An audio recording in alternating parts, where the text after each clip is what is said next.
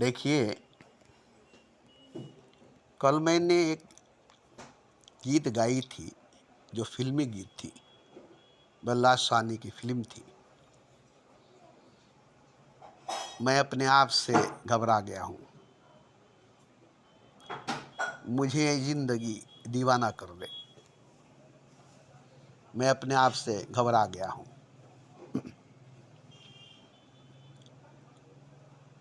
कहाँ से ये फ़रेबे आरज़ू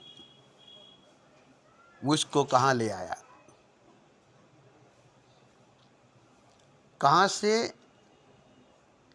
ये फ़रेबे आरज़ू मुझको कहाँ लाया, जिसे मैं पूजता था आज तक निकला है एक साया। ख़ता दिल से हुई और मैं शर्मा गया हूँ। मैं अपने आप से घबरा गया हूँ। मैं अपने आप से घबरा गया हूँ। दूसरी लाइन बहुत अच्छी है।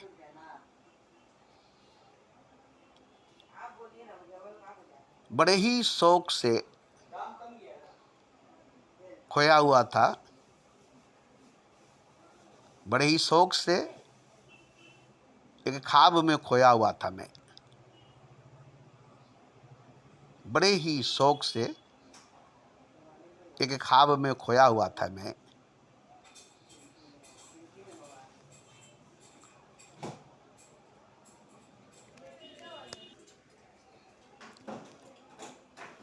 बड़े अजीब नशे में सोया हुआ था मैं। खुली जब आँख तो थर्रा गया हूँ मैं अपने आप से घबरा गया हूँ मैं। मुझे ज़िंदगी दीवाना कर दे, मुझे ज़िंदगी दीवाना कर दे। तो ये गीत है फिल्मों की, मोहम्मद रफ़ी ने गाई है, बल्ला साहनी ने निभाई है। मगर इसमें बहुत बड़ी सच्चाई है, बहुत बड़ी हकीकत है। आप इसे गीत समझकर सुन लें, मगर ये गीत लिखने वाले पर अगर वाकई ये हकीकत गुजरी है, ये सच्चाई गुजरी है, तब तो उसे बड़ा अच्छा लगा होगा इस गीत को लिखने में। या इस गीत को गाने वाले पर अगर गुजरी होगी तो उसे भी बड़ा अच्छा लगा होगा इस गीत को गाने में। या इस गीत को निभाने वाले पर अगर गुजरी होगी तो उसे भी बड़ा अच्छा होगा इस गीत को निभाने में। और इस गीत को सुनने वाले पर अगर गुजरी होगी तो बड़ा अच्छा लगा होगा उसको इस गीत को सुनने पर। क्योंकि इस गीत में जो सच्चाई है, जो हकीकत है, वो आप पर अगर गुजरेगी तब समझ में आएगी, आप पर बीतेगी तब समझ में आएगी। वरना ये गीत महज एक गीत बन करके रह जाएगी, एक गीत महज एक गीत बनकर रह जाएगी।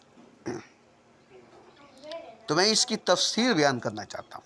हालांकि इसकी तफसीर आप बयान कर सकते, इसकी तशरीह आप कर सकते अपने मिजाज से, अपने अंदाज से। हर कोई अपने अपने मिजाज से, अपने अपने अंदाज से इसकी तशरीह कर सकता है, इसकी तफसीर बयान कर सकता है। जिसकी जैसी समझ होगी, जैसी भावना होगी, उस हिसाब से इस गीत को एक रूप देगा। मगर मैं इस गीत को जिस रूप में ढालना चाहता हूँ, जो रूप देना चाहता हूँ, वो आप देखिए, गौर से जरा सुनिए। क्योंकि एक चीज़ है, यूँ तो सुखनवर हुए बहुत, मगर अंदाज़े बयां गालिब का कुछ और था। बस इसी पर गालिब मशहूर हुए। अल्लामा इकबाल भी बहुत मशहूर शायर थे, और भी बहुत उस दौर में शायर हुए, शायरी किए, शेर पढ़े, मगर उनके अंदाज गालिब की जैसी नहीं थी, और गालिब जब भी शेर बोलते थे तो शराब पी कर बोलते थे। यही एक बात थी, शराब पी लेते थे, नशे में आ जाते थे, तब वो शेर बोलते थे। तो उनका अंदाज ही बयां जो है सबसे अलग थी। इसलिए ऐसे तो बहुत हुए सुखनवर, मगर गालिब का अंदाजे बयां कुछ और है। आज गालिब मशहूर क्यों है? तमाम शायरों में मशहूर गालिब हुआ, जो कि शराबी था, जिसकी बीवी नमाजी थी, और जो एक तवाइफ से इश्क करता था, और वो तवाइफ एक डोमिन थी, नीच जात की थी। रोज उसके कोठे पर, उसके गली में चक्कर लगाता था। दाढ़ी भी रखा था, लंबी टोपी भी थी, शराबी भी था, आशिक भी था, इसके मिजाज भी था, मगर उसकी शेर में जो सच्चाई थी, जो गहराई थी, और उसके बयान करने में जो अंदाज था, उसी से वो मशहूर हुआ। उसके मुकाबला में कोई खड़ा नहीं हो सका, न कोई खड़ा होता था। तो शायरों का शहंशाह, शायरों का राजा गालिब बना। मीर तकमीर वगैरह वगैरह ये लोग नहीं बने। हालांकि वो लोग भी अच्छे अच्छे अशार लिखे, अच्छे अच्छे शेर लिखे, मगर गालिब के जैसा मशहूर नहीं हुए, गालिब के जैसा नामवर नहीं हुए। तो इसी तरह से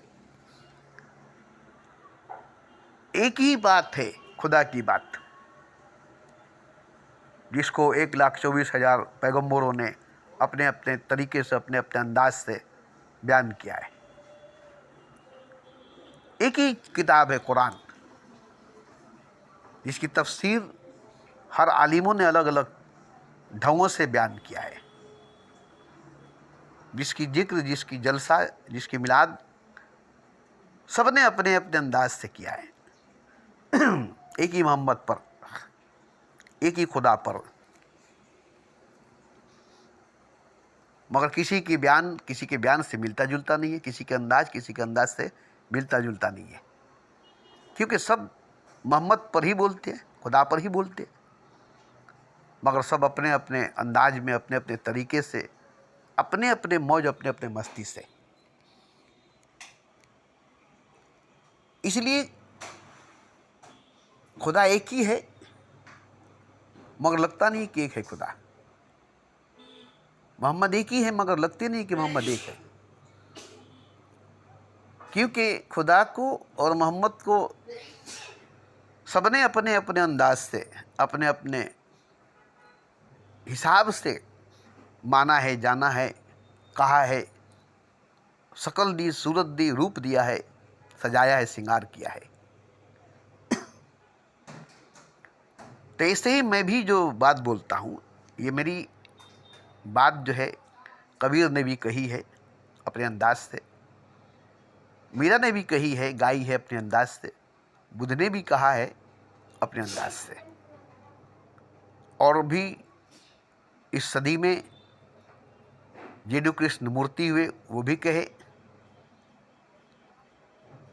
प्रेम रावत वो भी कहे, आज भी कहते हैं वो, ओशो वो भी कहे, मगर वो आज नहीं है इस दुनिया में, मगर जब तक कहे वो अपने ढंग से, अपने अंदाज में कहे, मगर उसी एक सच्चाई, उसी एक हकीकत की बात कहे।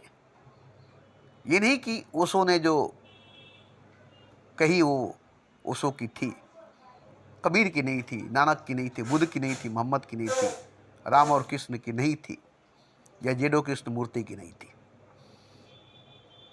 नहीं, अंदाज अपनी अपनी थी, नज़रिया अपनी अपनी थी, और इसी अंदाज में, उसी नज़रिया में इस सदी में सबसे ज़्यादा मशहूर हुए ओशो, जबकि जेडो कृष्ण मूर्ति उतना ज़्यादा मशहूर नहीं हुए।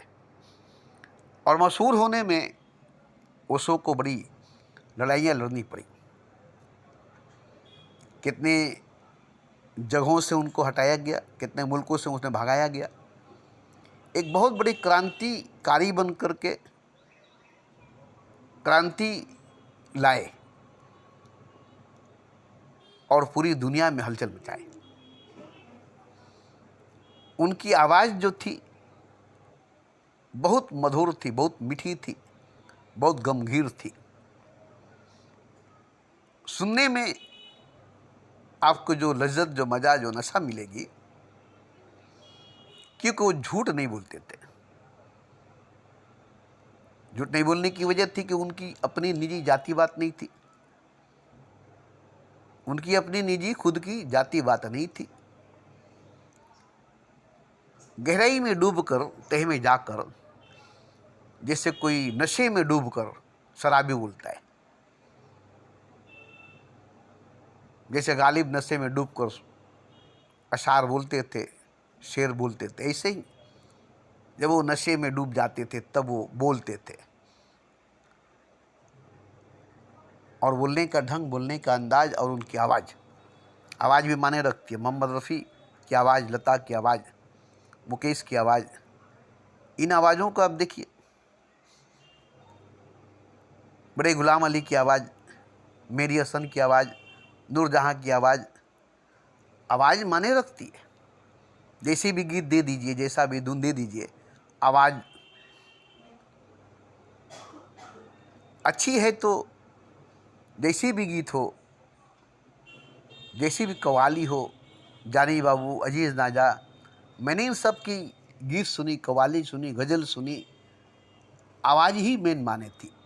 जानी बाबू ललकार की आवाज़ जो थी, छोटी मोटी हल्की फुल्की गज़ल जो गा देते थे तो लगता था बहुत बड़ी गज़ल है, मगर आम थी, आवाज़ अच्छी थी। और मेरी हसन की अंदाज़ अच्छी थी। वो जिस अंदाज में गज़ल गाते थे, इसलिए उनको गज़ल का शहंशाह माना गया। गज़ल का शहंशाह किसी और को नहीं माना गया, मेरी हसन को माना गया, इसलिए कि वो पूरे वजूद से गाते थे, मुंह से नहीं, पूरे जिस्म से गाते थे। वही उनकी बहुत बड़ी सच्चाई थी। देखिए, एक आदमी जब मुंह से गाता है तो उसकी आवाज़ में वो बात नहीं होती, दिल से, रूह से, रोए रोए से, पूरे अंग अंग से गाता है, पूरे बॉडी से गाता है, तब वो असर करती है, सामने वाले पर, देखने वाले पर प्रभाव डालती है। ऐसे ही मेहदी हसन थे। आप सुनेंगे तो उनके मुंह पर नहीं जाइएगा, उनका पूरा बॉडी देखिएगा, बॉडी लैंग्वेज देखिएगा। उनके मुंह से, उनके जुबान के साथ बॉडी लैंग्वेज भी काम करती है। तो इसी तरह से मैं भी जो बोलने जा रहा हूँ, जो बोल रहा हूँ, ये कोई नई बात नहीं है, ये कोई नई बात नहीं है। ये गीत जो हमने गाया, ये गीत जो हमने दोहराया, मैं अपने आप से घबरा गया हूँ, मुझे ज़िंदगी दीवाना कर दे, इसमें दो अशार हैं, दो शेर हैं, जिसमें पूरी सच्चाई, पूरी गहराई से आप सुनेंगे ना, तो फिर आपको गीता, रामायण, बाइबल, कुरान सुनने की जरूरत नहीं पड़ेगी। इतनी मोटी मोटी ग्रंथ शास्त्र में आप निचोड़ नहीं सकेंगे, जबकि ये पूरी निचोड़ है। कहाँ से ये फरेबे आरज़ू मुझको कहाँ लाया, झूठी आरज़ू, फरेबे आरज़ू, कहाँ से मुझको कहाँ लाया, जिसे मैं पूछता था आज तक वो निकला एक साया। कितनी बड़ी गहरी बात है कि जिसे मैं पूछता था आज तक वो निकला एक साया, भगवान नहीं, एक साया। खता दिल की हुई और मैं शर्मा गया हूँ। दूसरी, बड़े ही शौक से एक ख्वाब में खोया हुआ था मैं, बड़ी अजीब नशे के नींद में सोया हुआ था मैं। खुली जब आँख तो थर्रा गया हूँ मैं अपने आप से घबरा गया हूँ मैं, मुझे ये ज़िंदगी दीवाना कर दे। अब ये जो बात है, कहाँ से ये फरेबी आरजू मुझको कहाँ ले आया, जिसे मैं पूछता था आज तक वो निकला एक साया। और बड़े ही शौक से इस ख्वाब में खोया हुआ था मैं। बड़ी अजीब नशे की नींद में सोया हुआ था मैं। खुली जब आँख तो थर्रा गया हूँ मैं। ये सबकी हकीकत है, ये सबकी सच्चाई है। हर मनुष्य की, हर इंसान की हकीकत और सच्चाई है। ये नहीं कि ये गीत है, यह सच्चाई, यह हकीकत है। इसलिए मैं गीता, रामायण, बाइबल, कुरान की बात नहीं करता, क्योंकि गीता, रामायण, बाइबल, कुरान जो बोल रही है वो किसी की सच्चाई, किसी की हकीकत नहीं है। आपको लगता होगा कि खुदा की सच्चाई, भगवान की हकीकत बयान करती है गीता, रामायण, बाइबल, कुरान, इसलिए आप सुनते हैं। आप जरा बताइए कि इंसान की सच्चाई, मनुष्य की हकीकत को कोई नहीं जानता है, भगवान की सच्चाई, खुदा की हकीकत को कैसे जानता है? पहले सवाल हमको इसका जवाब दीजिए। तो इंसान इंसान की सच्चाई को नहीं जानता है, इंसान इंसान की हकीकत को नहीं जानता है, और वो खुदा की सच्चाई, खुदा की हकीकत को कैसे जानता है और बयान करता है? खुदा ऐसा है, खुदा वैसा है, खुदा ये, खुदा वो है, भगवान ऐसा है, भगवान वैसा है, भगवान ये, भगवान वो है। जरा आप उससे पूछे कि इंसान के बारे में बताइए ना, तो कहेगा इंसान क्या है खुदा के आगे, कि मैं इंसान की बात करूं? वो कहेगा इंसान क्या है खुदा के आगे, मैं इंसान की बात करूं? मनुष्य क्या है भगवान के आगे, मैं मनुष्य की बात करूं? आपको झाड़ कर भगा देगा, कहेगा खुदा की जिक्र है, खुदा की बात है, इसमें इंसान की बात कहाँ?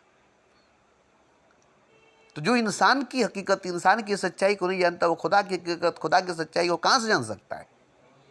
मैं नहीं मानता उसकी बात को कि वो खुदा की सच्चाई जानता है, खुदा की हकीकत जानता है। जो इंसान की सच्चाई, इंसान की हकीकत को नहीं जानता, वो खुदा की हकीकत, खुदा की सच्चाई को नहीं जानता है, वो झूठ बोलता है। पहले इंसान की सच्चाई, इंसान की हकीकत बयान करो, उसी में खुदा की सच्चाई, खुदा की हकीकत बयान हो जाएगी। फिर अलग से खुदा की हकीकत, खुदा की सच्चाई बयान करने की जरूरत नहीं पड़ेगी। क्यों? कि इंसान की सच्चाई से अलग खुदा की सच्चाई नहीं है, इंसान की हकीकत से अलग खुदा की हकीकत नहीं है। आज मैं जिंदा हूं, आज मैं जिंदा हूं, कभी मैं फतवों से नहीं डरता। आज 40 सालों से मैं बोल रहा हूं, और मैं गर्दन कटाने के लिए तैयार हूं, सर झुकाने के लिए नहीं। हर जख्म, हर चोट खाने के लिए तैयार हूं। है किसी की मजाल हमारा सामना करके देखे, हमारे बातों का जवाब देकर देखे, जो मैं बोल रहा हूं उसे सुने और इसके जवाब में कुछ बोले। मैं किसी से बहस नहीं करना चाहता, क्योंकि मैं जानता हूं बहस करने वाला कैसा होता है, पागल होता है, दीवाना होता है। वो कुछ नहीं जानता है मगर बहस करता है। इसलिए मैं बहस मुबाहिसा में हिस्सा नहीं लेता हूं। मैं सीधा साधा साधारण आम इंसान से बात करता हूं, जिसके पास कोई इल्म नहीं, कोई समझ नहीं, नादान मासूम बच्चे की तरह है, जिसे अभी कुछ समझाया नहीं गया, जो अभी समझा नहीं है, जिस पर कुरान, गीता, रामायण, बाइबल की नक्श उतरे नहीं है, जिसके ऊपर गीता, रामायण, बाइबल के असर पड़े नहीं है, जिसके ऊपर खुदा की, भगवान की तस्वीर बनी नहीं है, पूरे कागज़ की तरह है। मैं उससे मुखातिब होकर बोलता हूँ, वही मेरी बात सुन सकता है, और मैं उसी के लिए ये बात बोलता हूँ। क्योंकि देखिए, जब बुद्ध को ज्ञान हुआ तो बुद्ध चुप हो गए। बुद्ध को जब ज्ञान हुआ तो बुद्ध चुप हो गए, 6 दिन तक चुप रहे। ज्ञान से पहले वो बहुत बोले, सत्संग करते थे, रोज 1 घंटा सुबह, 1 घंटा शाम को सत्संग करते थे, सुनने वाले हजारों की तादाद में सुनते थे। मगर जब उनको ज्ञान हुआ, बोध हुआ, तो चुप हो गए, मौन हो गए, खामोश हो गए। 6 दिन तक मौन थे, चुप थे, खामोश थे। अब सुनने वाले हैरान, क्या बात है, मौन हो गए, चुप हो गए, खामोश हो गए, लगता है इनकी गला खराब हो गई, इनकी आवाज़ चली गई, कुछ तो है। मगर इशारे में भी बोलते, मगर बोल नहीं रहे, चुप रहे। मगर किसी को भी हिम्मत नहीं हुई पूछने का। सब बैठते थे रोज और चुपचाप मौन खामोश रहकर वो वापस उठकर चले जाते थे। मगर रोज आते थे, रोज चुप होकर मौन होकर बैठ जाते थे और 1 घंटे के बाद उठकर चले जाते थे, मगर आते थे रोज। इस तरह से 6 दिन तक चुप मौन खामोश रहे। तो इंसान जो है, मनुष्य जो है, वो तो नहीं बोल सके, डरते थे। मगर देवता जो थे वो बोलने लगे कि बुध आखिर हुआ क्या है कि आप मौन हो गए, चुप हो गए, खामोश हो गए? पहले तो बोलते थे, अब क्या हुआ कि बोलते नहीं है? अब तो बोध हो गई, अब तो ज्ञान हो गया, अब तो बोलना चाहिए। जब तक बोध नहीं हुई थी, ज्ञान नहीं हुई, तब तक आप खूब बोले। अब बोध हो गई, ज्ञान हो गई, तब चुप हो गए। अब तो बोलना चाहिए, अब तो बोलना ही चाहिए, पहले से ज़्यादा बोलना चाहिए। तो बुद्ध ने कहा कि देखिए, अब जो बोध हुई, अब जो ज्ञान हुआ है, ये बोध, ये ज्ञान मेरे बोलने से किसी को नहीं होगा कि मैं बोलूं। मेरे बोलने से किसी को नहीं होगा, मेरे सुनने से किसी को नहीं होगा। ये बोध, ये ज्ञान अपने से होगा। कब होगा, कहाँ होगा, कैसे होगा, मैं भी नहीं जानता था। हो गया। मैं भी नहीं जानता था कि हो जाएगा, हो जाता, हो गया। हो गया तो यही पता चला कि ये तो हो जाने वाली चीज़ है, दुर्घटना के जैसे, घटना के जैसे, एक्सीडेंट, हादसा के जैसे। ये बोध, ये ज्ञान मृत्यु के जैसे है। कोई जानता है कि मृत्यु कब आएगी, कहाँ आएगी, कैसे आएगी? ऐसे ही ये ज्ञान आ गई, जैसे मृत्यु आ गई, मौत आ गई और मर गए, ऐसे ही ये ज्ञान है। तो कौन मरने वाला बोलता है कि हम ऐसे मरे हैं, इस तरह से मरे हैं? कौन आज तक मौत के बारे में बताया है? नहीं बताया है। मर कर चला गया, मगर मौत के बारे में नहीं बताया। तो इसी तरह से हम भी नहीं बता सकते इस बात को। जो घटना घटी है, जो दुर्घटना घटी है, जो हादसा हुई है, जो मृत्यु हुई है, जो बोध, जो ज्ञान हुआ है, ये बोलने की चीज़ नहीं है, ये कहने की चीज़ नहीं है। ये तो होगी, अगर होगी तो मालूम हो जाएगी। मगर मेरे बोलने से, मेरे कहने से, या सुनने से, या इसके लिखने से नहीं होगा। इसलिए मैं मौन हो गया, चुप हो गया हूँ। अब बोलना नहीं है, अब बोलना नहीं है। मगर देवताओं ने जोर दिया कि देखिए, सही बात बोल रहे हैं कि जिसको बोध होगा, जिसको ज्ञान होगा, वो जान लेगा। और जिसको मैं बोलूँगा, मेरे बोलने से ना बोध होगा ना ज्ञान होगा, तो मेरे बोलने से क्या होगा? और जिसको होगा उसे मुझे बोलने की जरूरत नहीं। तो किसी के सुनकर मुझे ज्ञान नहीं हुआ, किसी के सुनकर मुझे बोध नहीं हुआ। ऐसे ही किसी के सुनकर किसी को ज्ञान, किसी को बोध नहीं हुआ, इसलिए मैं चुप हो गया, मौन हो गया, खामोश हो गया। तो देवताओं ने कहा कि संसार में 3 तरह के मनुष्य हैं, 3 तरह के इंसान हैं। ये आपको मैं बताना चाहता हूँ। इसको ध्यान में रखिए, मद्देनज़र इस पर ध्यान करके रखिए। ये 3 प्रकार के मनुष्य हैं, 3 तरह के इंसान हैं। एक वो जिसको आप बोलेंगे तब भी समझ में नहीं आएगा।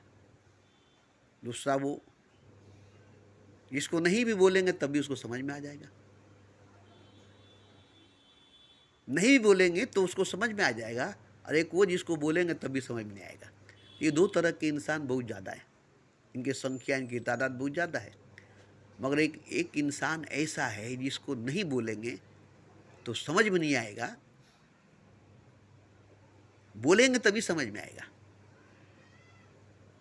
उसे अपने से समझ में नहीं आएगा, जैसे आपको अपने से समझ में आया है, उसको अपने से समझ में आया। क्यों? कि वो अपने पर ध्यान नहीं रखता है, आप पर ध्यान लगाएगा, आपसे सुनेगा, आपसे समझ लेगा, आपके बोलने से समझ लेगा, आपके बोलते ही समझ लेगा। लेकिन आप नहीं बोलेंगे तो नहीं समझेगा। वो इंसान कैसा इंसान है मालूम है? जैसे एक आखिरी शिखर पर जाकर खड़ा है कूदने के लिए पहाड़ पर से, मगर हिम्मत नहीं हो रही है। पीछे हटने की भी हिम्मत नहीं है, आगे बढ़ने की भी हिम्मत नहीं है। क्योंकि बड़ी मेहनत करके उस पहाड़ पर, उस चोटी पर, उस बुलंदी पर पहुंचा है। वो पीछे हटने के लिए तैयार नहीं है और आगे बढ़ने के लिए भी तैयार नहीं है। अब एकदम खड़ा है, तो पीछे तो हटेगा नहीं, इसलिए तो अड़ा है कि हम पीछे नहीं हटेंगे, मगर आगे नहीं बढ़ सकता है। तो जब तक आप उसे धक्का नहीं दे देंगे तब तक वो गिरेगा नहीं। ये परिंदों में भी है। परिंदे जब अपने बच्चे को धक्का देकर गिराते नहीं है तब तक उड़ते नहीं है, ज़बरदस्ती उन्हें अपने घोंसले से धक्का देकर गिरा देते हैं। जब वो लोग गिरते हैं ना, तब उनको अपने पर का एहसास होता है, उससे पहले नहीं। तब वो उड़ने लगते हैं। नहीं तो बैठे बैठे घोंसले में रह जाएंगे और कभी उड़ नहीं पाएंगे। इसलिए उनको एक धक्का देना पड़ता है, घोंसले से बाहर धक्का देना पड़ता है, ताकि नीचे गिरेगा, गिरते गिरते उड़ने लगेगा। तो इसी तरह से वो इंसान है जिसको आपके धक्के की ज़रूरत है। उसके लिए बोलिए और किसी के लिए मत बोलिए। जिसको समझ में आएगा अपने से समझ जाएगा, जिसको समझ में नहीं आएगा आपके बोलने से भी नहीं समझ में आएगा। तो इसलिए उस इंसान के लिए आप बोलिए, क्योंकि वो इंसान आपके सुनने के लिए मुंतजिर है, आपके सुनने के लिए मुंतजिर है। जब तक आप बोलेंगे नहीं तब तक वो समझेगा नहीं। आप पर निर्भर करता है, आप पर निर्भर करता है। तो वो बहुत कम इंसान है, मगर उसके लिए आपको बोलना बहुत ज़रूरी है।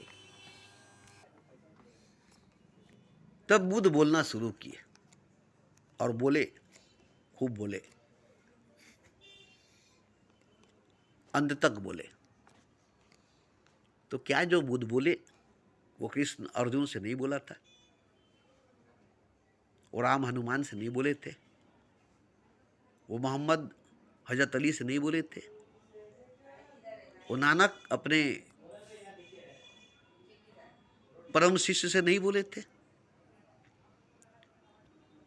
वो रामकृष्ण अपने विवेकानंद से नहीं बोले थे। बोले थे, बोले थे। नहीं बोलते तो विवेकानंद विवेकानंद नहीं होता, अर्जुन अर्जुन नहीं होता, मर्दाना साहब नहीं होता, अली हजरत अली नहीं होता, शेर खुदा नहीं होता। तो एक के लिए बोलना पड़ा। अशार मेरे यूँ तो जमाने के लिए है, एक शेर फ़कत उनको सुनाने के लिए। तो इसी तरह से मैं पूरी दुनिया को सामने रख कर नहीं, बल्कि पूरी कायनात को सामने रख कर बोलता हूँ। मैं ऐसी स्टेज पर, ऐसी सतह पर, ऐसी बुलंदी पर पहुँचा हूँ जहाँ से पूरी कायनात मुझे एक जर्रे के मानिंद नजर आती है, एक जर्रे के मानिंद दिखाई देती है। इसे आप झूठ मत समझिएगा। अब एक जर्रे से मैं बात करता हूँ। पूरी कायनात एक जर्रे की मानिंद नज़र आती है और मैं एक जर्रे से बात करता हूँ। अब उस जर्रे में पूरी कायनात सारे मखलूक़ात है, और पूरी कायनात सारे मखलूक़ात में अशरफुल मखलूक इंसान है, और अशरफुल मखलूक इंसान में शायद कोई एक इंसान होगा जो मेरी बात को समझ सकेगा। शायद कोई एक इंसान होगा जो मेरी बात को समझ सकेगा। उसके लिए मैं बोलता हूँ। सोचिए तो वो इंसान कौन इंसान होगा। मैं भी नहीं जानता हूँ कि वो कौन इंसान होगा, मैं भी नहीं जानता हूँ, मगर एक उम्मीद है, एक यकीन है, एक भरोसा है कि वो इंसान है जिसके लिए मैं बोल रहा हूँ, जिसके लिए मैं बोलता हूँ। बाकी हर इंसान के लिए मैं नहीं बोलता हूँ, हालांकि ये हर इंसान के लिए है। जैसे ये गीत जो गाया गया, फिल्मों में जो निभाया गया, उसमें एक इंसान पर दिखाया गया, बलराज साहनी पर जो बीती, उसी पर यह गीत गाया गया, उसी पर यह गीत सुनाया गया, उसी पर यह गीत लिखी गई, उसी पर यह गीत निभाया गया। वो एक इंसान था जो फिल्म में दिखाया गया, मगर ये गीत हर इंसान की सच्चाई, हर इंसान की हकीकत इसलिए है कि हर इंसान एक इंसान से अलग नहीं है, और हर इंसान की हकीकत एक ही है, हर इंसान की सच्चाई एक ही है। ये नहीं कि अलग अलग सच्चाई, अलग अलग हकीकत है, ये भी नहीं है कि अलग अलग सच्चाई, अलग अलग हकीकत है। हर इंसान की एक ही सच्चाई, एक ही हकीकत है, और हर इंसान की ढांचा एक ही है, 200 हड्डियों का जोड़ है। हर इंसान की, हर मनुष्य की, जिस्म की, बॉडी की 206 हड्डियों का जोड़ है। 2 आँख है, 2 नाक है, 2 कान है, 32 दांत है, 20 उंगलियां हैं, रोए हैं, सर में बाल है, बदन में भी बाल है। ये सब हर इंसान के अंदर है, हर मनुष्य के अंदर है। ऐसा कोई इंसान नहीं जिसके अंदर ये सब नहीं है। तो सब इंसान की एक ही सच्चाई, ऐसी हकीकत है, मगर आंख सबकी एक ही है, मगर आंख में देखने की नजरिया सबकी अलग अलग हो गई। दिमाग सबकी एक ही है, दिमाग में सोचने की नजरिया सबकी अलग अलग हो गई। दिल सबकी एक है, मगर दिल में भावना सबकी अलग अलग हो गई। अब इसी वजह से एक इंसान अलग अलग इंसान हो गया, इसी वजह से एक इंसान अलग अलग इंसान हो गया। नहीं तो इंसान अलग अलग नहीं है, मनुष्य अलग अलग नहीं है। एक ही इंसान, हर इंसान एक ही मनुष्य, हर मनुष्य है। सिर्फ इंसान को अलग करने वाली उसकी नजरिया है, उसकी सोच है, उसकी समझ है, उसकी भावना है, उसके जज्बात हैं। इसलिए मैं जानता हूं कि अगर इंसान के जिस्म से दिमाग को, दिल को नोच कर निकाल दिया जाए, रूह को नोच कर निकाल दिया जाए, सिर्फ जिस्म रख दिया जाए, खाली खोखली जिस्म, जिसके अंदर ना दिमाग हो, ना दिल हो, न रूह हो, और न ही खुदा हो, और न ही जान हो, सिर्फ जिस्म हो, और जिस्म के अंदर मोहब्बत हो, प्रेम हो, बस और कुछ नहीं। दिल भी नहीं, धड़कन भी नहीं, दिमाग भी नहीं, सोच भी नहीं, रूह भी नहीं, जान भी नहीं, खुदा भी नहीं, भगवान भी नहीं, सिर्फ जिस्म, और जिस्म के अंदर मोहब्बत हो, प्रेम हो, बस। अब इस इंसान के जिस्म के अंदर, मनुष्य के शरीर के अंदर मोहब्बत ही मोहब्बत भरी हो, प्रेम ही प्रेम भरा हो, अब उसकी दिल, उसकी दिमाग, उसकी रूह, उसकी जान, उसका खुदा, सब उसमें भस्म हो जाएगा, सब उसमें खत्म हो जाएगा। मोहब्बत की आग में सब जल कर बस हो जाएगा। राख भी नहीं बचेगी, निशानी भी नहीं बचेगी। जिस्म रहेगी, जिस्म के अंदर मोहब्बत रहेगी, और मोहब्बत से भरी हुई जिस्म, मोहब्बत से भरी हुई शरीर, प्रेम से भरी हुई शरीर होगी। तो वो जिस्म, वो शरीर जो मोहब्बत से, प्रेम से भरी होगी, उसकी बात ही कुछ और होगी। जेब में पैसा नहीं होगी, अलग बात है। पेट में दाना नहीं होगा, अलग बात है। हलक में पानी नहीं होगी, अलग बात है। सूखा रूखा होगा, अलग बात है। मगर मोहब्बत से लबरेज होगा, प्रेम से लबरेज होगा, तो जानते हैं क्या होगा?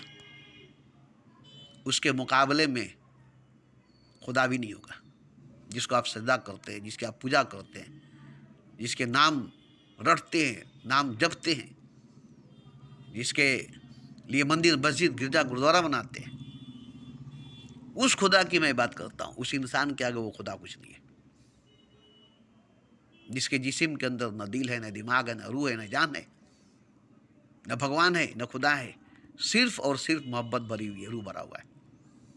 क्योंकि मोहब्बत अकेला रहना चाहता है, तन्हा रहना चाहता है, इसलिए तन्हाई में ले जाता, अकेले में ले जाता है।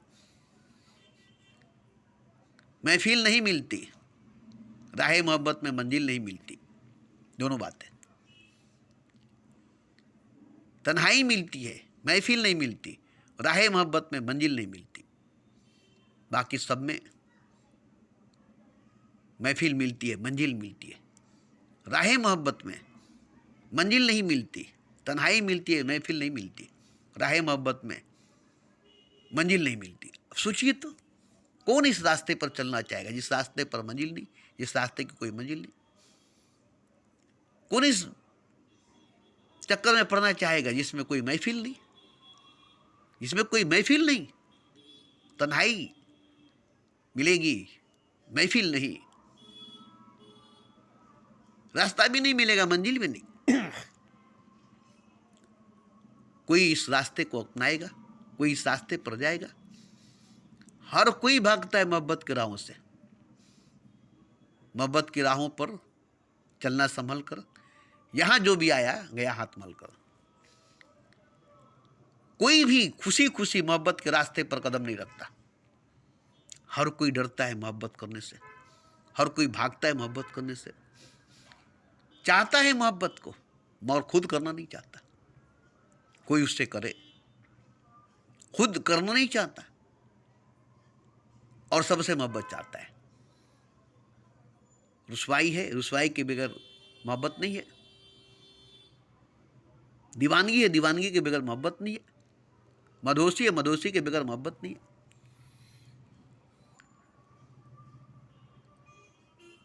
तो मोहब्बत से भरा हुआ जिस्म, खून से नहीं। हालांकि बाबा फरीद ने कहा कि जिस्म नूर से भरी होनी चाहिए, खून से नहीं। जिस्म के अंदर एक भी कतरा खून का नहीं होना चाहिए, नूर से भरी हुई जिस्म होनी चाहिए। बाबा फरीद ने कहा सरापा नूर जिस्म होनी चाहिए, सर से पांव तक नूर ही नूर का मुजस्मा जिस्म होनी चाहिए।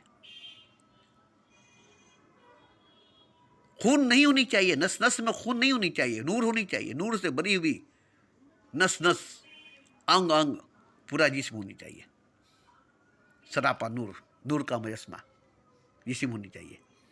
मगर मैंने नूर को नहीं मोहब्बत को कहा है, नूर को नहीं मोहब्बत को कहा है। मोहब्बत से भरा हुआ जिस्म होनी चाहिए, मोहब्बत से भरी हुई जिस्म होनी चाहिए, प्रेम से भरी हुई शरीर होनी चाहिए। ये 5 फुट की जिस्म, ये 5 फुट की शरीर, इसको अगर मोहब्बत से भर दे, प्रेम से भर दे, तो झट में नहीं भर जाएगा। एक हाल में, एक ही झटके में नहीं भर जाएगा। मोहब्बत का एक एक कतरा आप पर पड़ेगी। ऐसे करते करते कतरा ही कतरा पड़ेगी आप पर, मगर क़यामत बर्पा करेगी। बिजली गिरेगी, आशियाना जलेगी, दिल जलेगी, रूह जलेगा, रूह जलेगा, जान जलेगी। आपके अंदर जो बुत बना हुआ है, जिसको आप खुदा मानते, जिसके आप सजदा करते, वो जलेगा। ये बहुत बड़ी क्रांति, बहुत बड़ा इनकलाब है। वो क्रांति, वो इनकलाब नहीं जो काबे में आई थी। 365 बुतों को तोड़ा गया और उसमें खुदा की तस्वूर की गई, खुदा की तस्वीर लगाया गया। इस्लाम जिसका नाम है, नहीं, क्योंकि इस्लाम की जो क्रांति आई बुतों के खिलाफ, बुत परस्ती के खिलाफ, उसके पास भी खुदा नहीं है। क्रांति तो लाया मगर खुदा नहीं ला सका। इस्लाम भी खुदा को नहीं ला सका, क्योंकि खुदा किसी 4 दीवारी में नहीं आ सकता कि उसके लिए काबे से 365 बुतों को निकाला जाए और खुदा को उस पर लाया जाए। तो इनकलाब आई, इस्लाम आया, बुतों को तोड़ा गया, मगर खुदा नहीं आया। क्योंकि खुदा ऐसी हकीकत, ऐसी सच्चाई है ही नहीं जो 4 दीवारियों में आए। इसके लिए बुतों को तोड़ना जरूरी नहीं थी, काबे पर इस्लाम की झंडा फहराना जरूरी नहीं था। इस्लाम को फैलाने के लिए और भी कई तरीके थे, जिसके लिए मस्जिदें जरूरी नहीं, काबा जरूरी नहीं, बुत खानों का तोड़ना जरूरी नहीं, क्योंकि अमन का पैगाम है और ये दिल का मामला है। तो मेरी नज़र में इस्लाम जो आया, वो क्रांति, वो इनकलाब जो लाया मोहम्मद ने बुतों के खिलाफ, मैं इसको ज़रूरी नहीं समझता था। अब वो उस वक्त हो सकता था, ज़रूरी थी, उनके लिए ज़रूरी होगा, मगर मेरे हिसाब से खुदा हर जगह है। उसके लिए किसी मंदिर मस्जिद की, किसी 4 दीवारी की ज़रूरत नहीं है। उसके लिए कोई क्रांति, कोई इनकलाब लाने की ज़रूरत नहीं है। तो बुत तो तोड़ दिए गए, 365 बुतों को, ठीक है, काबे की बुत तोड़ दी गई। आज भी मुसलमानों के अंदर बुत है, जो काबे के अंदर 365 थी वो नहीं, बल्कि कोई और बूथ है जो हर मुसलमान के अंदर है, जिसको तोड़ना बहुत जरूरी है। आज भी हर मुसलमान काफिर है, कुफ्र करता है। हर मुसलमान काफिर है, कुफ्र करता है, दावा करता है कि अब खुदा के बंदे, अल्लाह के मानने वाले हैं, अल्लाह के आगे झुकते, खुदा का सजदा करते हैं। मगर झांक कर देखेंगे तो पता चलेगा कि काबे में 365 बुत थी, मगर वो बुत पत्थरों की थी, बेजान बुत थी। उससे खुदा को कोई नुकसान नहीं था, वो खुदा का कोई नुकसान करता नहीं था। मगर इंसान के अंदर जो बुत है वो जिंदा बुत है, जिससे नुकसान है इंसान का और खुदा का, दोनों का। वो बुत इंसान के अंदर है और वो बुत खुद इंसान है। इंसान ही वो बुत है जिसको तोड़ने के बाद खुदा जाहिर होगा। काबे में जो बुत थी, पत्थर की मूर्ति थी, बेजान थी, उसको तोड़ने से खुदा जाहिर नहीं हुआ, उसके खुदा जाहिर नहीं हुआ उसको तोड़ने से। मगर इंसान ऐसा बुत है कि जिसको तोड़ने से खुदा जाहिर होगा, क्योंकि इंसान ही वो बुत है जो खुदा का दीवार है। काबे के अंदर 365 बुत खुदा के दीवार नहीं थे, क्योंकि बेजान थे। वो खुदा के दीवार क्या बनेंगे, वो खुदा का पर्दा क्या बनेंगे, वो खुदा के जैसा क्या बनेंगे। मगर इंसान खुदा का बनाया हुआ बुत है, किसी का बनाया हुआ बुत नहीं है। वो बुत बनाया हुआ था इंसानों का, जो काबे में 365 बुत थी। मगर इंसान खुदा का बनाया हुआ बुत है। खुदा ने खुद अपने हाथों से बुत बनाया इंसान को, और वही बुत, खुदा के हाथों का बनाया हुआ बुत इंसान, खुदा का दीवार बन गया, खुदा का पर्दा बन गया। खुदा का दीवार बन गया, खुदा का पर्दा बन गया। और उसी इंसान की वजह से खुदा छुप गया, खुदा पर्दे में आ गया। अब खुदा को जाहिर करने के लिए, बेपर्दा करने के लिए तोड़ना पड़ेगा बुत को, चाक करनी पड़ेगी पर्दे को, पर्दे को चाक करनी पड़ेगी, बुत को तोड़ना पड़ेगा। जिस खुदा को छुपा रखा है अपने अंदर, जिस खुदा को छुपा रखा है अपने अंदर, वो बुत इंसान है, वो पर्दा इंसान है। तोड़िए इंसान को, देखिए खुदा को, चाक कीजिए इंसान को, देखिए खुदा को। बेपर्दा खुदा नजर आएगा इंसान को तोड़कर, देखिएगा ना। जैसे साइंसदानों ने अणु को तोड़ा तो उसमें से प्रकाश निकली, एटम निकला। देखिए एक एटम के अंदर, अणु के अंदर एक एटम को, प्रकाश को ब्लस्ट होते हुए, फटते हुए, और घबरा गए कि इतनी बड़ी विस्फोट एक छोटी सी अणु में, एक छोटी सी अणु में इतनी बड़ी शक्ति छुपी हुई थी। अगर उसे नहीं तोड़ते तो शक्ति जाहिर नहीं होती, प्रकट नहीं होता। इसी तरह से इंसान को अगर नहीं तोड़ेंगे तो खुदा जाहिर नहीं होगा। इंसान को अगर चाक नहीं करेंगे, सीना चाक करना पड़ेगा। बिना चाक किए खुदा जाहिर नहीं होगा। तो इंसान को तोड़ना पड़ेगा, चाक करना पड़ेगा, इंसान को मिटाना पड़ेगा, इंसान को हटाना पड़ेगा, क्योंकि सबसे बड़ा दीवार इंसान है खुदा का, सबसे बड़ा पर्दा इंसान है खुदा का। इस धोखे में मत रहिएगा कि कोई आएगा आपको और तोड़ेगा, कोई आएगा आपको और चाक करेगा। नहीं नहीं, कभी नहीं, ऐसा नहीं होगा, कभी नहीं होगा। क्योंकि देखिए आपके आसपास हर कोई सोया हुआ है, हर कोई सोया हुआ है। बड़े ही शौक से एक ख्वाब में खोया हुआ था मैं, बड़ी अजीब नशे की नींद में सोया हुआ था मैं। तो एक आदमी की बात नहीं, हर आदमी बड़े अजीब नशे की नींद में सोया हुआ है। बड़ी अजीब ख्वाब में खोया हुआ है। कौन जगाएगा आपको? सब ख्वाब देख रहे, आप देख रहे, आपके जैसे सब ख्वाब देख रहा है, आपके जैसे सब नींद में सो रहा है, आपके जैसे सब अजीब नशे में खोया हुआ है। आसपास जो भी है आपके माँ बाप, बीवी, बच्चे, सब सब सब सब, कौन जगाएगा आपको? कौन जगाएगा आपको? कौन झिझोड़ेगा आपको? कौन नींद तोड़ेगी आपको? कौन ख्वाब तोड़ेगा आपका? कौन सपना तोड़ेगा आपका? कौन भरम तोड़ेगा आपका? जिसे मैं पूछता था आज तक निकला है एक साया। यह हकीकत, ये सच्चाई है। आप जिसकी श्रद्धा करते हो खुदा नहीं है, आप जिसकी पूजा करते हो खुदा नहीं है। कहाँ से ये फरेबी आरज़ू मुझको कहाँ तक लाया? जिसे मैं पूछता था आज तक वो निकला एक साया। ये सबकी सच्चाई है, सबकी हकीकत है। किसी का खुदा हकीकत नहीं है, साया है। किसी का भगवान हकीकत नहीं है, साया है।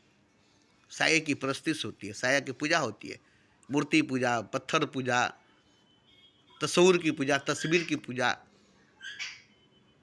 साये की पूजा होती है।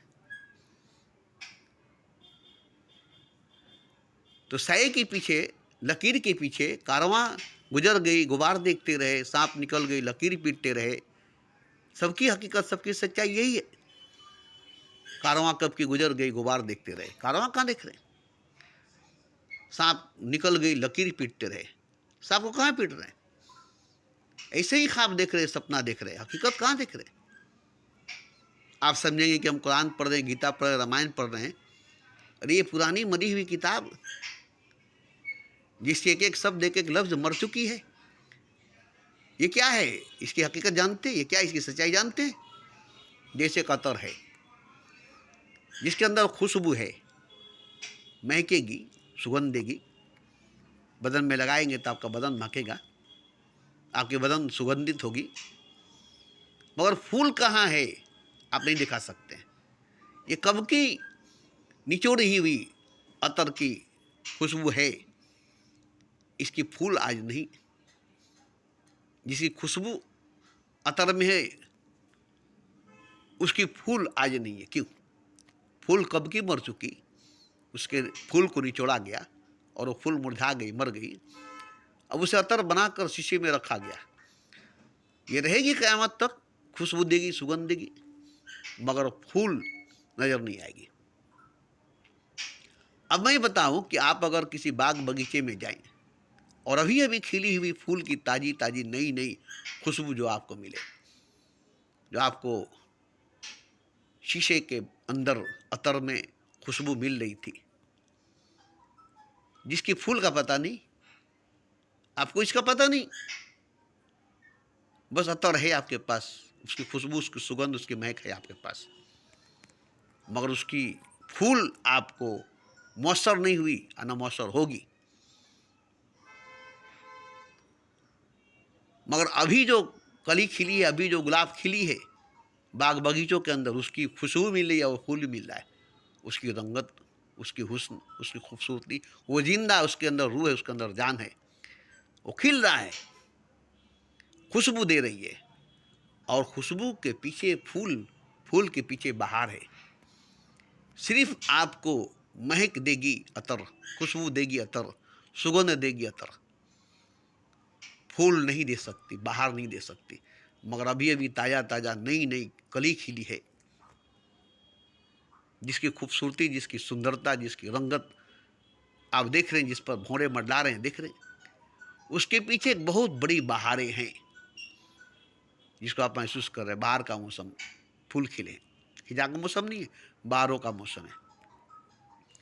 तो बहारों के मौसम का एहसास आपको एक जिंदा फूली करा सकती है, अतर नहीं। अतर से बहारों का मौसम का कोई संबंध ही नहीं। अतर से बहारों के मौसम का कोई संबंध ही नहीं। अतर को रेगिस्तान में भी ले जाएंगे तो महकेगी, वहां बहार नहीं। खिजा के मौसम में भी अतर लगाएंगे तो महकेगी, जबकि वहां बहार नहीं। तो बहार जो है वो असल चीज है, फूल भी नहीं, खुशबू भी नहीं। बाहर जो है वो असल चीज़ है, फूल भी नहीं, खुशबू भी नहीं। आप फूल को बाहर को भी नहीं पाते। अतर लगाते हैं, खुशबू पाते हैं, अतर लगाते हैं, महक पाते हैं, अतर लगाते हैं, सुगंध पाते हैं। बाहर तो दूर की बात, फूल भी नहीं पाते। इसलिए मैं कुरान की बात को अतर समझता हूँ, फूल नहीं है। 1400 बरस पहले एक फूल खिली थी मदीने के अंदर, जिसके पीछे एक लंबी बहारें थी, जिसके पीछे एक लंबी बहारें थी। वो फूल मोहम्मद थे जो मदीने के सरजमीन पर खिले थे। वो जो खुशबू निकल रही थी, वो जो बोल रहे थे, वो हकीकत थी, वो सच थी। उस वक्त उन पर क्या बीतती थी, क्या गुजरती थी, उन्हीं को मालूम थी। अगल बगल में असहाबी थे, अली थे, सिद्दीक थे, उस्मान थे, अबू बकर थे, और भी कई असहाबी मौजूद थे। जब उन पर वही नाजिल होती थी, कुरान नाजिल होती थी, तो बुत की तरह, पत्थर की तरह खड़े हो जाते थे। आंखों से आंसू गिरने लगती थी और चेहरे सुर्ख हो जाते थे। तो उन पर जो बीतती थी, उन पर जो गुजरती थी, वही ना जानते थे। उसके बाद अब वो जब बोलते थे तो वो असली नहीं थी, उन्हीं तक महदूद थी। अब वो जो बोल रहे थे वही अतर थी, खुशबू नहीं थी, फूल नहीं था। तो वो जब बोलते थे तब वो मोहम्मद नहीं होते थे, जब वो सुनते थे तब मोहम्मद होते थे। मोहम्मद जब मोहम्मद होते थे तब वो सुनते थे खुदा की बात, और जब वो बोलते थे तब वो मोहम्मद नहीं होते थे, एक आम इंसान होते थे। तो खुदा की बात उस वक्त, जिस वक्त मोहम्मद सुनते थे, तो खुदा की बात सुनते थे, और जब वो बोलते थे तो उस वक्त वो मोहम्मद नहीं होते थे, पैगंबर होते थे। तो असली बात जो थी असर करती थी मोहम्मद पर। किस पर असर करी है? अली पर, उस्मान पर, अबू बकर पर, उमर पर। किस पर असर की है? किस पर कुरान होती है, किस पर वही नाजिल हुई है? सिर्फ मोहम्मद पर, और असर भी हुई है सिर्फ मोहम्मद पर। तो जो मोहम्मद जानते वो अली जानते, उस्मान जानते, अबू बकर जानते, फारूक जानते नहीं, उनकी खुद बीवी नहीं जानती, उनकी खुद बीवी नहीं जानती, उनकी खुद बेटी नहीं जानती। क्योंकि जो छड़ी जिस पर पड़ी, चोट उसी को लगी, जख्म उसी को लगा, दर्द उसी को हुआ। छड़ी जिस पर पड़ी, चोट उसी को लगा, जख्म उसी को लगा, दर्द उसी को हुआ। अब कोई लैला मजनू की तरह हो कि मजनू को मारा जाए तो लैला पर अक्स उभरे, निशान उभरे, लैला को चोट लगे, लैला को मारा जाए तो मजनू को चोट लगे। ऐसे दो बदन एक जिस्म हो, दो बदन एक जान हो तो बात कुछ और होती, मगर यहाँ तो कोई नहीं है। दो बदन एक जान, दो जिस्म एक जान तो कोई नहीं है। इसलिए किसी पर वो असर नहीं होगी जो मोहम्मद पर हुई। तो मेरे कहने का ये मतलब है कि मैं जो बोल रहा हूँ, आप जो सुन रहे हैं, मेरे बोलने से, आपके सुनने से कुछ होगा नहीं, मगर मैं रोज़ बोलता हूँ। मैं नहीं चाहता बोलना, मगर बोलता हूँ। बोलने की वजह क्या है, बोलने का मकसद क्या है कि मैं आपको जगाना चाहता हूँ। अभी मैं जिंदा हूँ, जागा हुआ इसलिए, मैं ही जागा हूँ, मैं हूँ जिंदा हूँ, मैं ही होश में हूँ, मैं ही हरकत में, इसलिए मैं जगा सकता हूँ आपको, और आप जाग सकते हैं। जैसे एक दिया जला हुआ है, वही दिया किसी को जला सकता है, किसी के घर में आग लगा सकता है, किसी के घर में रोशनी पैदा कर सकता है। वही दिया किसी के घर में रोशन हो सकता है, किसी के घर में आग बन सकता है, किसी के घर को रोशन कर सकता है, किसी के घर को जला सकता है, मगर जो दिया जला ही नहीं, ना घर को रोशन कर सकेगा ना घर को जला सकेगा। तो अभी मैं खिलता हुआ फूल की तरह ताज़ा ताज़ा हूँ, मेरे पीछे बहारें हैं, जलता हुआ दिए की तरह हूँ, रोशन चिराग हूँ। अभी आप अगर चाहेंगे तो अपने अंदर के दिए को जला सकते हैं, अपने अंदर के फूल खिला सकते हैं, क्योंकि मेरे अंदर खिली इसलिए मैं आपके अंदर के फूल को खिला सकता हूँ, मेरे अंदर की दिया जली इसलिए मैं आपके अंदर की दिया को जला सकता हूँ। उससे मेरा कोई नुकसान नहीं होगा कि आपके अंदर की दिया जल जाएगी तो मेरे दिया का कुछ चला जाएगा, आपके अंदर की फूल खिल जाएगी तो मेरे अंदर का कुछ फूल खुल जाएगा, नहीं। अभी मैं जलता हुआ दिया हूँ, अभी मैं खिलता हुआ फूल हूँ, आपकी अंदर की फूल खिला सकता हूँ, आपके अंदर की दिया जला सकता हूँ, इसीलिए मैं बोलता हूँ। और देखिए, मैं सबसे अलग बोलता हूँ, सबसे जुदा बोलता हूँ। सब खुदा की बात करता है, मैं सबको खुदा कहता हूँ। सब खुदा की बात सुनाता है, मैं सबको खुदा कहता हूँ। पूरा पूरा खुदा है सब, थोड़ा बड़ा नहीं, छोटा छोटा नहीं। मैं सबको खुदा कहता हूँ क्योंकि सब खुदा है। खुदा ही सोया हुआ है, खुदा ही बेहोश है, खुदा ही है, खुदा ही सोया हुआ है, खुदा ही बेहोश है, और सब खुदा है, सब कुछ खुदा है। ये नहीं कि सिर्फ इंसान खुदा है, मनुष्य खुदा है, एक एक जर्रा खुदा है, एक एक कंकड़ खुदा है, एक एक राई, एक एक धुआं, एक एक कोहरा, एक एक गर्दो गुबार, सब खुदा है, सब कुछ खुदा है।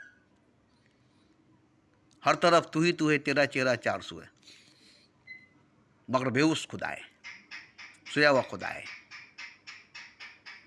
मैं जागा हुआ खुदा हूं, मैं भी खुदा हूं, जागा हुआ खुदा हूं, आप भी खुदा है, सोए हुए खुदा है। मैं भी दिया हूं, जलता हुआ दिया हूं, आप भी दिया है, बुझता हुआ दिया है। मैं भी फूल हूं, खिला हुआ फूल हूं, आप भी फूल हैं, खिले हुए फूल नहीं है। आप बीज हैं, फूल नहीं है। मैं बीज था, फूल हो गया, आप भी फूल बनेंगे क्योंकि आप बीज हैं। आप पर भी धूप, बारिश, हवा पड़ेगी तो आप भी फूल खिलेंगे, खिलेंगे। तो देखिए, आप भी खुदा हैं, सब खुदा है। ये मैं साफ साफ लफ्जों में बोलता हूँ। अब तो मैं साफ क्लियर बोलता हूँ। अब मैं वो बात नहीं बोलता कि मंदिर झूठ है, मस्जिद झूठ है, गीता, कुरान, रामायण, बाइबल, उपनिषद झूठ है, पैगंबर झूठ है, ये सब झूठ है, नहीं। सब खुदा है, इसलिए सब झूठ है, क्योंकि पैगंबर पैगंबर नहीं है, सब खुदा है। तीर्थंकर तीर्थंकर नहीं, खुदा है। मंदिर मंदिर नहीं है, भगवान है। मस्जिद मस्जिद नहीं, खुदा है। एक एक जर्रा खुदा है, पूरा मस्जिद खुदा है, पूरा मंदिर खुदा है, पूरा काबा खुदा है, काबे के अंदर का हर बुत खुदा है। क्योंकि सब खुदा है तो बुद्ध भी खुदा है, सब खुदा है तो बुद्ध भी खुदा है। इसलिए मैंने कहा कि पैखाने के चेंबर में रहने वाला कीड़ा भी खुदा है, कूड़े पर कूड़ा फेंका हुआ बैक्टीरिया, वायरस भी खुदा है। आप यकीन नहीं करेंगे तो आपके सामने ही वक्त गुजर गई, वायरस जो फैली हुई थी, पूरी दुनिया को अपने लपेटे में रखी थी। कितनी ताकत, कितनी पावर, कितनी शक्ति थी कि पूरी दुनिया को झुका दी, पूरी दुनिया को डरा दी। जो उसके सामने गया उसको मार दी। तो मेरा कहने का मतलब है कि सब खुदा है, सब कुछ खुदा है, आप खुदा हैं। ये जानना जरूरी है। मैं जानता हूं, और ये जानकर ये मत समझिएगा कि मैं खुदा हूं। ये जान लेंगे तो बड़ी खुशी होगी। आपको समझ में आता है? खुद को पहचानने से खुशी नहीं होगी, खुद को पहचानने से खुशी नहीं होगी, और खुद को नहीं पहचानने से भी खुशी नहीं होगी। आप खुद को नहीं पहचानते, कोई खुशी नहीं है, आपके पास कोई खुशी नहीं है, क्योंकि खुद को नहीं जानते, खुद को नहीं पहचानते। और जब खुद को पहचान लेंगे, खुद को जान लेंगे, तो खुशी नहीं होगी, हैरानी होगी। खुशी नहीं होगी, हैरानी होगी। हैरान होंगे, खुश नहीं होंगे, हैरान होंगे कि मैं खुदा था और मैं नहीं जानता था। मैं ही खुदा था, मैं नहीं जानता था। किसकी पूजा करता था, किसकी सजदा करता था, कौन खुदा था? आज तक मैं जिसकी पूजा करता था वो निकला एक साया, जिसे मैं पूजता था आज तक वो निकला एक साया। तो हैरानी इस बात की हो कि जिसकी मैं पूजा करता था वो एक साया था, आज तक जिसको मैं पूजता था वो एक साया निकला। खुदा तो मैं था और मैं किसी और को पूजता था। जो साया थी मेरी, जो मेरा ही साया था, और मैं अपने ही साया को पूजता था, मैं अपनी ही तस्वीर को पूजता था, मैं अपनी छवि को पूजता था। देखिए, एक इंसान अपने आप को सजा कर, पहना कर, मेकअप करके और तस्वीर खिंचाता है, खूब अच्छे ढंग से खड़ा होकर के, खूब अदाकारी में। और जब वो तस्वीर खिंच जाती है, जब उसे धुलाई कर ली जाती है, तो उसे खूब देखता है। अब ये बताइए कि वो तस्वीर है, वो नहीं है, उसकी अक्स, उसकी परछाई है, वो नहीं है। मगर वो जितना अपने तस्वीर को देखता है उतना कभी अपने आप को नहीं देखा है। जितना अपने तस्वीर को सजा कर रखता है उतना अपने आप को सजा कर नहीं रखता है। जितनी बार अपनी तस्वीर को देखता है उतनी बार अपने आप को नहीं देखता है। क्यों? अगर वो समझ जाए कि ये तो तस्वीर है, मैं नहीं हूं, ये तो तस्वीर है, ये मैं नहीं हूं, ये तो अक्स है, मैं नहीं हूं, ये तो प्रतिबिंब है, मैं नहीं हूं, ये तो साया है, शेडो है, परछाई है, मैं नहीं हूं, तो नहीं देखता। तो हर कोई साये की पूजा करता है। जिसे मैं पूजता था आज तक निकला वो एक साया, जिसकी मैं श्रद्धा करता था आज तक वो निकला एक साया। तो यही हैरानी होगी कि मैं डरता था कि खुदा है, उसकी श्रद्धा करता था, नहीं तो जहन्नम में जाएंगे, इस बात से डरता था। इसी बात से मैं डरता था कि अगर खुदा नाराज हो जाएगा तो मैं जहन्नम में चला जाऊंगा। जहन्नम से बचने के लिए, खुदा को खुश करने के लिए श्रद्धा पर श्रद्धा, श्रद्धा पर श्रद्धा, श्रद्धा पर श्रद्धा करता था। मगर वो तो खुदा ही नहीं था जिससे मैं डरता था। वो तो खुदा ही नहीं था जिससे मैं डरता था, जिसकी मैं पूजा, जिसकी मैं श्रद्धा करता था। खुदा तो मैं हूँ और मैं जानता ही नहीं था। हैरानी होगी, हैरानी होगी, हैरानी होगी, हैरान होंगे। खुश नहीं होंगे, खुशी नहीं होगी जान लेने के बाद। ये नहीं कि उछलेंगे, कूदेंगे, नाचेंगे, गाएंगे, झूमेंगे कि मैं खुदा हो गया हूँ, सबको सुनाएंगे कि मैं खुदा गया। क्योंकि जब जान लेंगे कि मैं खुदा हूँ तब तो सब खुदा है। जिसको कहेंगे कि मैं खुदा हूँ, जिसको कहेंगे वो तो खुदा है, जिससे कहेंगे वो तो खुदा है। किसको सुनाएंगे कि मैं खुदा हूँ, जिसको सुनाएंगे वो तो खुदा है। और अब जब जाग गए, जान गए कि मैं खुदा हूँ, तो सब खुदा है, सब खुदा है और सब आप है। इस बात की हैरानी होगी कि अभी भी मैं पूरी तरह से जागा नहीं हूँ, क्योंकि हर जगह से मैं जागा नहीं हूँ। इसलिए मैं रोज़ बोलता हूँ कि मैं तो एक जगह से जाग चुका हूँ, अभी हर जगह मैं सोया हुआ हूँ। मैं किसी और को नहीं जगाता हूँ, अपने आप को ही जगाता हूँ। हर जगह मैं ही हूँ, मैं ही मैं, दूसरा कोई नहीं। रास्ते से कारवां तक, इस जमीन से आसमां तक मैं ही मैं हूँ, मैं ही मैं हूँ। ये नहीं कि मैं आपको खुदा कहता हूँ, नहीं। मैं और आप दो नहीं, मैं और सब दो नहीं, सब एक खुदा है। यह हकीकत, यह सच्चाई है। तो मैं रोज क्यों बोलता हूँ? अपने आप से अपने आप को बोलता हूँ। मैं अपने सामने अपने आप को ही देखता हूँ, चारों तरफ मैं ही मैं हूँ, हर तरफ मैं ही मैं हूँ, मेरा ही जलवा, मेरा ही चेहरा है, मगर मैं बेहोश हूँ। मैं अपने आप को जगा रहा हूँ। एक जगह से जागा हूँ, हर जगह से नहीं। एक जगह जागा हूँ, हर जगह नहीं। जैसे एक आदमी को पूरे जिस्म में पैरालिटिस मार दे, पूरा जिस्म पैरालिटिस मार दे,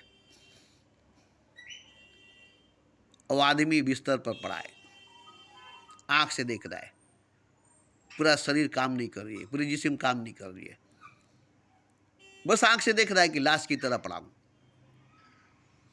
धीरे धीरे धीरे धीरे उसकी गर्दन, उसकी सर हिलने लगी, ये ठीक होने लगा। धीरे धीरे धीरे धीरे धीरे धीरे उसकी गर्दन हिलने लगी, उसका सर हिलने लगा, और समझने लगा कि अब मैं थोड़ा थोड़ा ठीक हो रहा हूँ। क्या चाहेगा कि मैं पूरे तरह से ठीक होना चाहता हूँ। सर घुमाएगा, सर घूमेगी, इधर से उधर सर करेगा, दिखेगा कि सर में जान है, सर में हरकत है, मगर पूरा जिस्म गर्दन के नीचे बर्फ़ की तरह जमी हुई है, पत्थर के जमी हुई है, लाश की तरह, मुर्दे की तरह पड़ी हुई है। अब ये वो देखेगा तो क्या चाहेगा? अपने ही जिस्म के हर अंग को जिंदा करना चाहेगा कि नहीं? एक्टिव करना चाहेगा कि नहीं? हर जगह अपनी ताकत, अपनी शक्ति, अपनी पावर, अपनी ऊर्जा को दौड़ाना चाहेगा कि नहीं? और धीरे धीरे, क्योंकि पैरालिटिस दिमाग से होती है, दिमाग शॉर्ट हो जाती है तो पैरालिटिस हो जाती है, लकवा मार देती है। दिमाग में ताकत जो है वो काम करनी बंद कर देती है तो पूरा जिस्म अपाहिज हो जाती है। तो दिमाग से ही शक्ति निकलेगी, पूरे जिस्म में बहेगी। जैसे पहाड़ से झरना निकलती है तो पूरे धरती पर बह जाती है, गंगा बहती है, नदी बहती है, मगर पहाड़ से शिव के जटा से निकलती है। ऐसे ही सर से शक्ति निकलेगी, बुद्धि से शक्ति निकलेगी, क्योंकि बुद्धि में ही शक्ति है, सर में ही शक्ति है, सोच में ही ताकत है। पूरे शरीर, पूरे जिस्म में नहीं। वो सिकुड़ गई, पूरा जिस्म, पूरा शरीर, पूरा बॉडी शीतल पड़ गई, पत्थर हो गई, बर्फ बन गई, लाश बन गई। तो आप क्या चाहेंगे कि मेरी पूरी जिस्म धीरे धीरे धीरे धीरे ठीक हो जाए, पूरे जिस्म में ताकत आ जाए और पूरा जिस्म चलने फिरने दौड़ने लगे और काम करने लगे, उछलने कूदने लगे, मौज मस्ती से जीने लगे। इसमें कितनी ताकत लगेगी? पैरालिटिस के बाद समझ में आएगा कि कितनी ऊर्जा, कितनी ताकत की जरूरत है। कुछ खाने पीने, कुछ दवा से नहीं होगा, कोई इंजेक्शन वगैरह से नहीं होगा। दिमागी सोच, इसकी ताकत धीरे धीरे पूरे नस नस में फैलेगी, पूरे जिस्म, पूरे बॉडी में फैलेगी, पूरे जिस्म को ताकत से, एनर्जी से भर देगी। उसके बाद ये जिस्म उछलने कूदने दौड़ने भागने लगेगा, खाने पीने जीने लगेगा, काम धंधा बिजनेस मेहनत मजदूरी करने लगेगा। तो पैरालिटिस वाला इंसान जब पैरालिटिस में पड़ा हुआ था उस वक्त, और अब भाग रहा है, दौड़ रहा है, उछल रहा है, कूद रहा है, अब कैसा लगेगा? तो ये कोई तरक्की नहीं हुई है, ऐसा पहले था। वो दौड़ता था, भागता था, उछलता था, कूदता था, खेलता था, हंसता था, बोलता था, कमाता धमाता था। ऐसा तो पहले था ही, मगर जब उसकी दिमाग शॉर्ट हो गई, पैरालिटिस हो गया, तो बीच में ऐसा हो गया, और फिर वो जब ठीक हो जाएगा तो जैसा था वैसा ही हो जाएगा। जिस हालत में था उस हालत में आ जाएगा, रिकवरी हो जाएगी। ठीक इसी तरह से इंसान खुदा था, खुदा हो जाएगा, अपनी जगह पर वापस आ जाएगा। इंसान नहीं था, खुदा था, इंसान हो गया है, अब खुदा हो जाएगा। जैसा था वैसा हो जाएगा, जहाँ था वहीं आ जाएगा, जिस हालत में था उस हालत में आ जाएगा। और मैं ही नहीं बल्कि हर जागा हुआ इंसान यही चाहेगा कि सब जागे। आपके घर में अगर सब सोए हुए हैं और सुबह हो गई और आप जाग गए, तो आप सबको जगाएंगे। आप चाहेंगे कि सब जाग जाए, तो आप जाग गए तो आप सबको जगाएंगे। आप चाहेंगे कि सब जाग जाए, पूरा परिवार के लोग जाग जाए। ऐसे ही मैं जागा हूँ, इसलिए मैं चाहता हूँ कि पूरा संसार का इंसान जागे, सब जागे, क्योंकि खुदा जागेगा। सब जागेगा, खुदा जागेगा। मंदिर बनाने से, मस्जिद बनाने से, उसकी श्रद्धा, उसकी पूजा करने से खुदा नहीं जागेगा। अगर जागना होता तो इतनी मंदिर, इतनी मस्जिद बनी, इतनी श्रद्धा, इतनी पूजा हो रही है कि सब जगह खुदा जागा होता। कहाँ खुदा जागा है? हर जगह खुदा, मगर जागा हुआ नहीं है। हर कोई खुदा, मगर जानता हुआ नहीं है। अब मैं इसलिए बोलता हूँ कि मेरी बातों से आपको झटका लगे, आपको चोट लगे, आपकी नींद टूटे, आपके ख्वाब टूटे, आपके भ्रम टूटे। जिसे मैं पूछता था आज तक निकला वो साया नजर आ जाए, जिसे आप खुदा समझ दें। वो पत्थर समझ में आ जाए, जिसको आप भगवान समझ, बुद्ध समझ में आ जाए। उसके बाद आप देखिएगा। तो इसलिए मैं रोज बोलता हूँ और मेरे बोलने का ढंग, मेरे बोलने का अंदाज रोज़ बदलती है। एक दिन भी ऐसी बात नहीं है कि कल के जैसा आज मैं बोला हूँ। एक भी ऐसा वीडियो आप नहीं दिखा सकेंगे कि आपकी सारी वीडियो एक जैसी है, एक ही जैसा बात करते हैं, बात एक ही करते हैं, मगर एक ही जैसा नहीं बोलते। क्योंकि हर अंदाज से, हर पहलू से, हर एंगल से बोलना चाहता हूँ, ताकि किसी भी अंदाज, किसी भी पहलू से चूक न सके आप।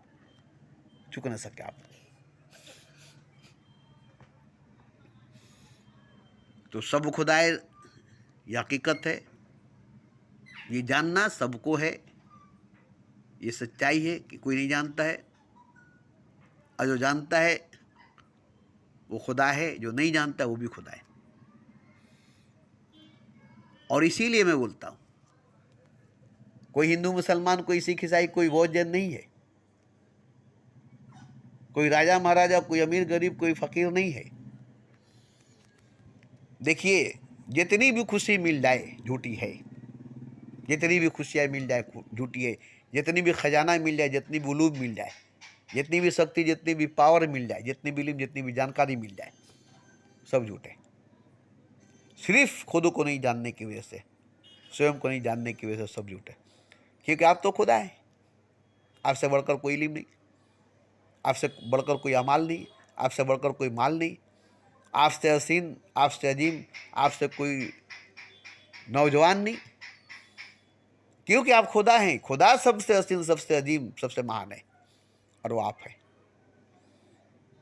कुछ भी मिल जाए, कुछ भी इल्म हो जाए, कुछ भी जानकारी हो जाए, कुछ भी ज्ञान हो जाए, वो सब बेकार है। आप कंकड़ पत्थर बटोर रहे, हीरा जवाहर खजाना नहीं। कुरान की, गीता की, रामायण की, बाइबल की, उपनिषद की, या किसी गुरु, किसी ज्ञान की, अपनी खुद की इल्म नहीं जिसको, वो अज्ञानी है। ज्ञानी वही है जिसको अपनी खुद की इल्म हो, और वो इल्म जो खुद को खुदा बता दे और सबको खुदा बता दे। सब एक खुदा है, सब कुछ टोटल एक खुदा है। अब इसके लिए सबको जोड़ने की जरूरत नहीं। ये नहीं कि सबको जोड़ लेंगे तब खुदा होगा। सब बिखरे टूटे पड़े हुए, सबको इकट्ठा जमा करना होगा, सबको जोड़ना होगा। नहीं, ऐसी बात नहीं है। हर एक मुकम्मल खुदा है, हर एक मुकम्मल खुदा है, हर एक पूरा खुदा है। एक ही जाग गया, पूरा खुदा है, पूरा मुकम्मल खुदा है। अगर कोई नहीं जागेगा तब भी एक जागा हुआ खुदा है, मुकम्मल पूरा खुदा है। अगर कोई नहीं जागेगा तब भी सही है।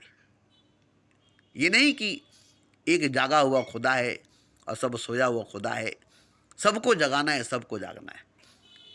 अरे खुदा तो मुकम्मल खुदा है। जो जागा हुआ है, जो सोया हुआ है, वो दोनों पूरा खुदा है। बस एक जागा हुआ है, एक सोया हुआ है। और जो जागा हुआ है जानता है कि मैं खुदा हूँ, और जो सोया हुआ है वो भी खुदा है, मगर नहीं जानता है कि खुदा है।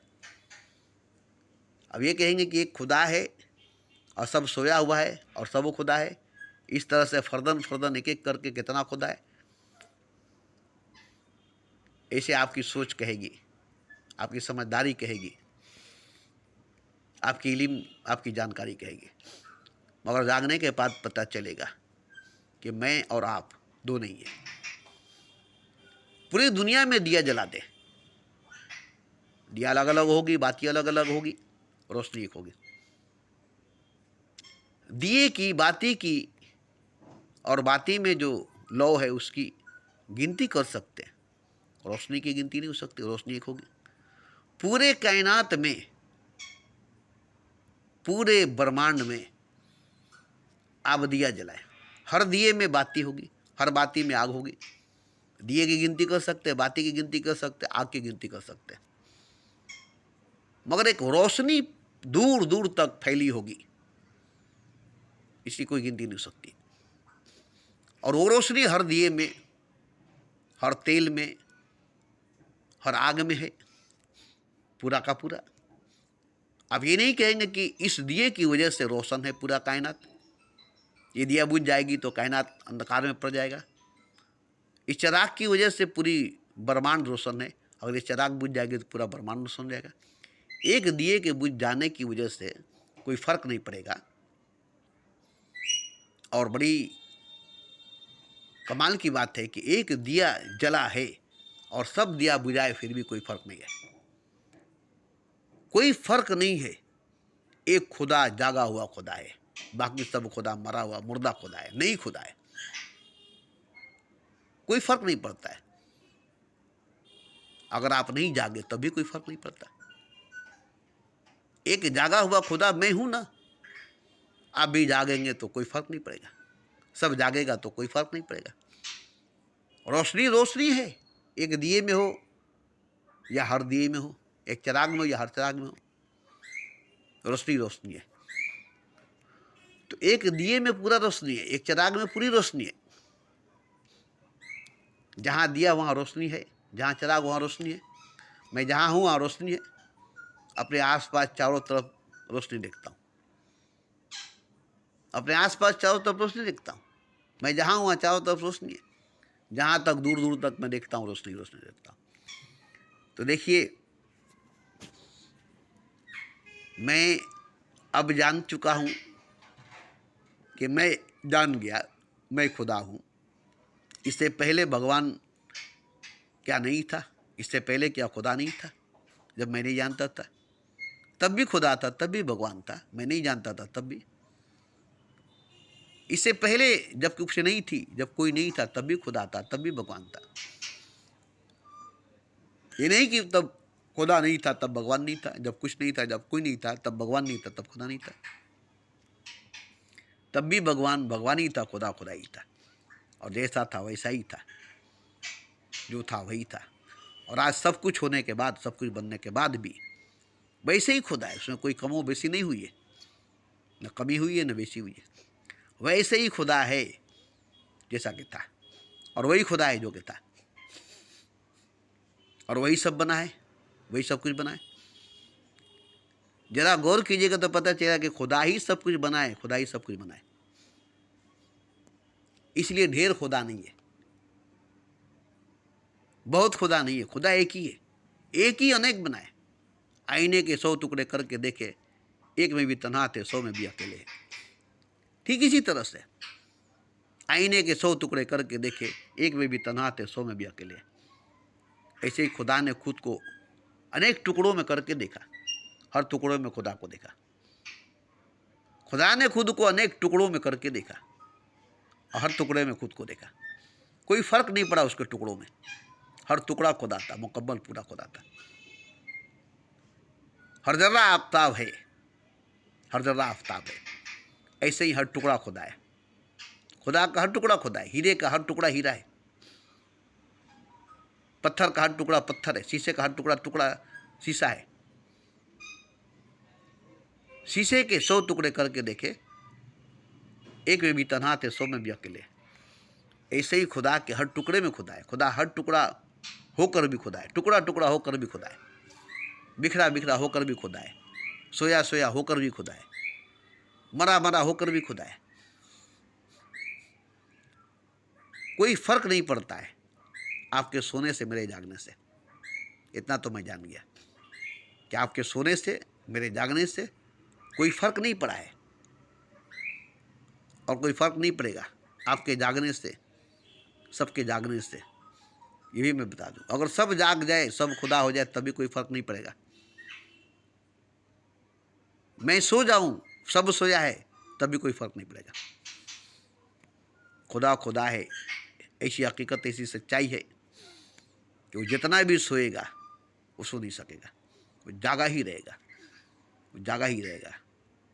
क्योंकि कुछ हिस्सा सो जाएगा, पूरा का पूरा नहीं सो पाएगा। तो इसी तरह से मैंने सबको खुदा समझा है, देखा है, जाना है, इसलिए मैंने कहा है। और ये आपको जानना है, मेरे कहने से नहीं जान सकेंगे, आप खुद को पहचानेंगे तो जान सकेंगे, खुद को जानेंगे तो जान सकेंगे।